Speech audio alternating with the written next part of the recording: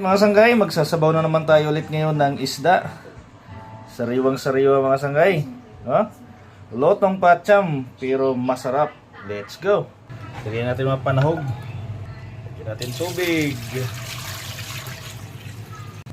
Takpan natin. Sindihan na natin hanggang kumulo. Ayan, kumulo na mga sanggay. Buhos na natin to. Yun.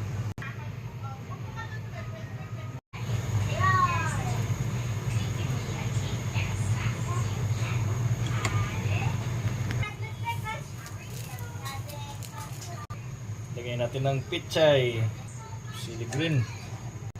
Ayan, okay na ang timpla mga sanggay. Lagyan natin ng kalamansi.